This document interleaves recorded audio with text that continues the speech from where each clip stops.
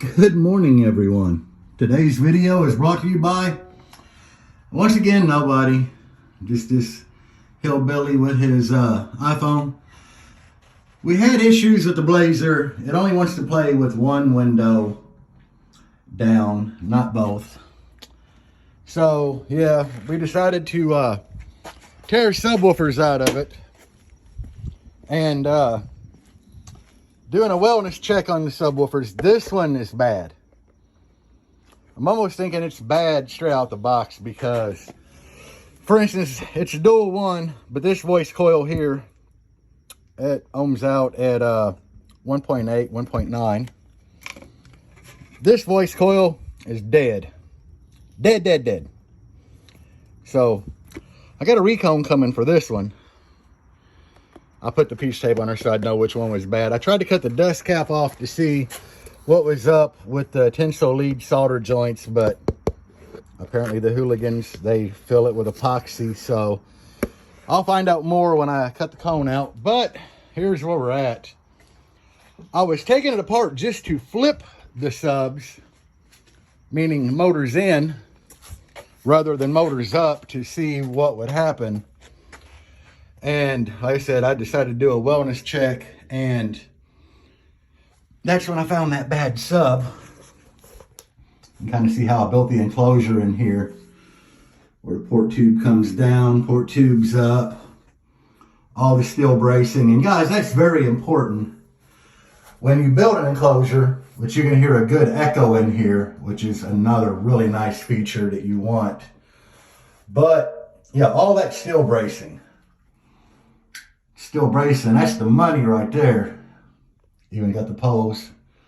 So anyway, yeah. Today's video is just kind of about something that I know because I've been through this before, and it's kind of my fault. I didn't do it this time.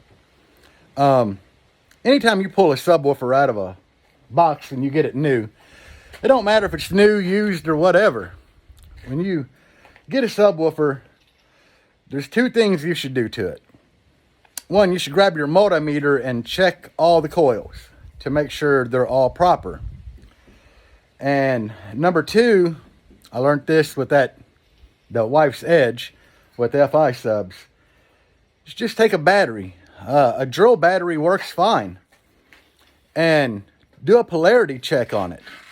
You know, put positive to positive on the battery, negative to negative of each coil, and just tap it real quick and see which way the cone moves. Because brand new FI subs, custom built, I put in the wife's edge. We get everything in and hooked up, and it's not loud at all. It's like the opposite of loud. I kind of went over everything in my head, and finally, I checked the polarity, and one of the subs, positive was actually negative, and negative was actually positive. And I found that out because when I took the drill battery and popped it, hooked up positive, negative, the cone actually moved inward when it should have moved outward. So, of course, I had to wire that sub backward, and then the car got really loud. So, you should always do them two things, and on these hooligans, I didn't do it. I actually did check polarity with a drill battery, but I never checked the ohm of them. So, you know, dual ones, I mean, each amp's wired at a half ohm. And that one sub, one coil working, and for some odd reason, it's at 1/8.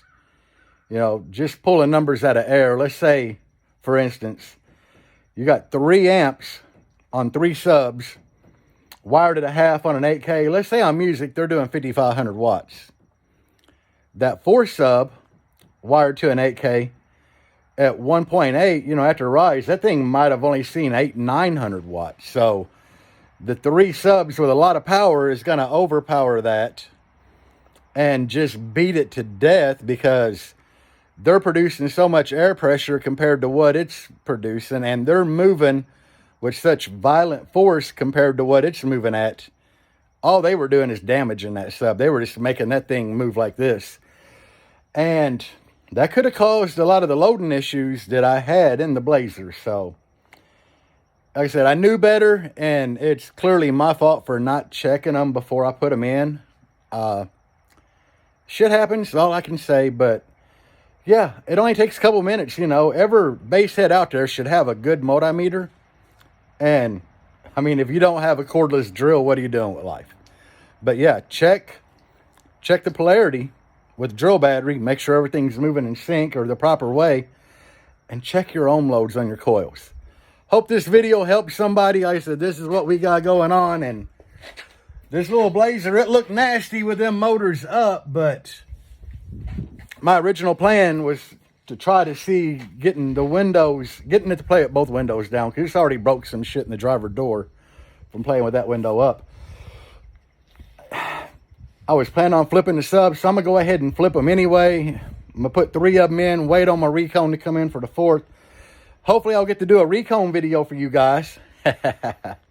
Which ought to be fun. I'm not taking that sub apart any further until I get the recone here and I can shoot a video. So, everybody have a great day. Peace out. And as always, guys, base on.